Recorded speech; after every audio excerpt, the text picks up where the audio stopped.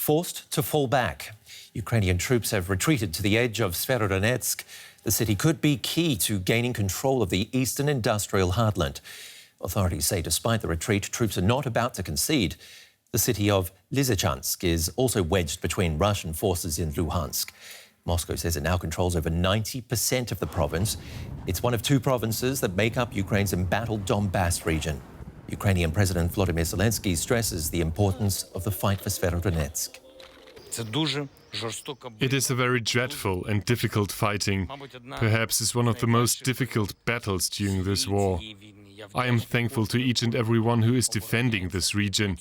To a great extent, the fate of our Donbas is being decided there now. Our correspondent Jan-Philipp Schultz is standing by in Kyiv, the capital. Sievierodonetsk, as we've heard there, and time and again, is key for control of this region. What would it mean for Ukraine if it lost control? Yes, Sievierodonetsk has become a highly symbolic battleground, just like places like Bucha and Mariupol in the weeks before. As you know, Russia has kept lowering its goals in Ukraine, at least for the moment. First it wanted to take over the capital, then it wanted to focus on the east and the south. Now it's focusing on the Donbas region, so it's throwing in almost all its force in the area around Sievierodonetsk at the moment, and it's under high pressure to present results there. If they manage to take over the area, they will probably very quickly try to install Russian structures there. But of course, Ukraine will certainly not let that happen and will probably conduct counter-offensives. So we will probably still see long and heavy fighting in the region. Despite the war dragging on and so many uncertainties, why are so many Ukrainians returning home now to other parts of the country? I think there are many reasons for this. Just as we discussed before, the battle has shifted mainly to the east of the country. So in other regions of the country, there is almost some feeling of normality despite all the air raids that continue. Also, a lot of families were separated.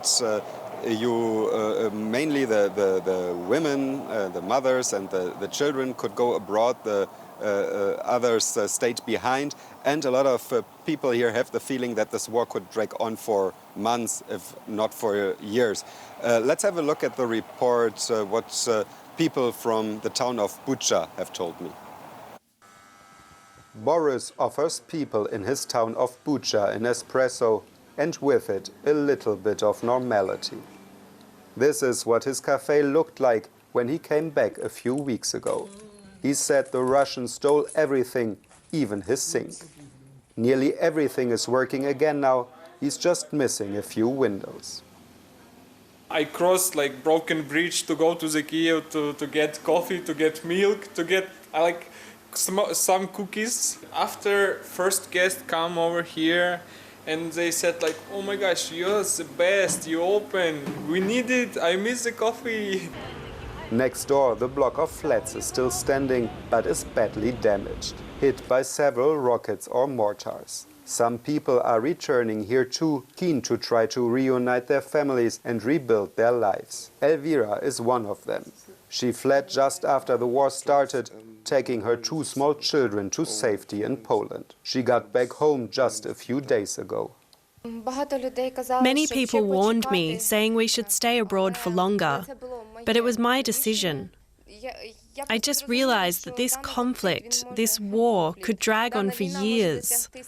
Sooner or later, I had to come home. She and her husband Mikola were lucky. They only lost a window. Upstairs, the people lost pretty much everything, destroyed by a rocket. Elvira knows the rockets could also come back and sometimes questions her decision to bring her children home. It's frightening. When you hear about new bombings, you immediately think, where could I run to? How do I save the children? My bags are still packed. I haven't even unpacked them. Boris knows his wife and child are safe. They are still in Switzerland. One element of certainty when everything still feels up in the air. I don't know what I'm gonna expect tomorrow because, like, yesterday we got shooted in the Kiev, got bombed in Kiev. I don't know. I'm not planning nothing. I'm just living by one day right now. And yet, as he mixes cocktails again, he is making plans. He wants to offer other returnees drinks and seating outside on the terrace this summer. Thanks for your reporting, Jan Philip. Just one more question. How difficult is it to piece together your life among such destruction?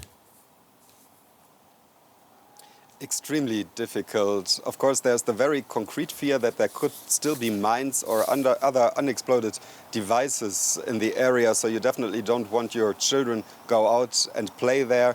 Then there are the psychological scars, the trauma, especially of the people who stayed behind and had to witness all the horror. Last but not least, a lot of people have financial problems, and there's this uncertainty that the war could return to their region, so nobody really wants to invest money or make big plans. So there is some feeling of a return to normality, but if you have a closer look, it's often a quite superficial feeling. And Philip Scholz, thank you very much for the analysis. Well, the war in Ukraine is well into its fourth month with no sign of ending. Can Russia keep up its offensive? War is expensive. Beyond the death and destruction, the costs of mounting a military campaign are massive. Tanks, missiles, fuel, not to mention feeding an army. It's believed Russia's spending 900 million euros a day in Ukraine. Just think about it. Russian forces have fired thousands of missiles, many estimated at over €1 million each. Then there's the loss of military hardware. Analysts say Ukrainian forces have destroyed hundreds of Russian tanks. They're also said to cost at least €1 million each. But much more expensive, Ukraine's sinking of the Moskva warship in the Black Sea is estimated to have cost Moscow over €700 million. Even with such staggering costs, surging oil prices are handing Russia the revenue to pay for the war. Analysts say the Kremlin's ability to sell oil and gas will allow it to finance the fighting for some time. Well, let's bring in Frank Ledwidge, a British military officer and an analyst on our regular analyst on our show. Frank, tell us about this €900 million figure, first of all. Just how long can Russia, based on that, afford to continue this war? Well, Ben, at the outset of the war, Russia had a war chest they'd saved, as it were, about $600 billion. Now, they'll be coming to the end of that quite soon. And, of course, as you will be aware, there is some fear of default in the Russian economy. That's not just because of the capital outlays of the war, of 5 to 9 million a day, and that's really a minimum. Some analysts put it even higher than that. So that's Russia. Ukraine spends something in the region in capital outlay alone of, they say, $10 billion a month. This is a hugely expensive war, and that's before we get to reconstruction or indeed the longer term costs, which will be much, much greater. Can you explain the difference in costs between the two countries?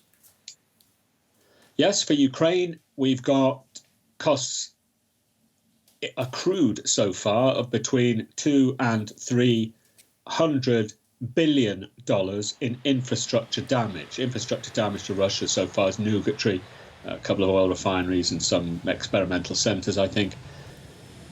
This will be epochal for the Ukrainians, but those aren't the only costs of war. As you yourself said not 1 minute ago, there are the personnel costs and, of course, to Ukraine, the ongoing difficulties with respect to trade. They're not being able to get most of their harvest out. And similarly for Russia, sanctions will soon begin to bite, although sadly they probably haven't so far, and Europe is still paying for their oil. So those costs to Ukraine are especially crippling and decadally so. What about the costs to other countries, allies, say, of Ukraine, who are spending up big on sending over hardware and also aid in many cases? Yes, well, you say Ben spending big, and it does sound, the numbers sound big. The UK says it spent about 1.3 billion, which is roughly 3% of what we spent on our disastrous war in Afghanistan. The Americans have so far committed about $40 billion, which is 1% of what they committed to their wasteful and totally pointless war in Iraq, in which I fought. These are large sums, or so it would appear initially, but these sums now are not being wasted. And part of that $40 billion, of course, from the Americans is going to help the Ukrainians sustain their economy as well.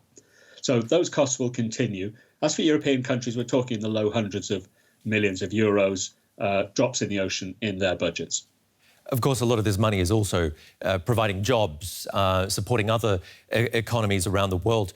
But what about these countries boosting their defence spending right now? Is that something that's going to be here to stay? Well, one thinks so. Germany, for example, as you know, committed 100 billion euros to its defence. That won't do much to make Germany a real power. What it will do is repair decades of failure to invest. All presidents over the last, US presidents over the last 20 years have complained rightly to Europe that they aren't spending enough. Now, what's happening is European countries are starting to recapitalise their military, not really increase them, recapitalise them. And that's going to cost something. And perhaps if that money had been spent earlier, the deterrent effect of that to Russia may have bitten. But that's all what might have been. But these, again, are small figures compared with the potential cost to Europe of this war, of Ukraine failing in this war, which is a failed state in Europe, landlocked with a large army and an angry population. And we cannot afford that for European security, which is why this money is not being wasted. It's being well spent, unlike what we spent in the Middle East. Thanks for breaking down the numbers for us. Frank Ledwidge from the University of Portsmouth in England. Thank you, Ben.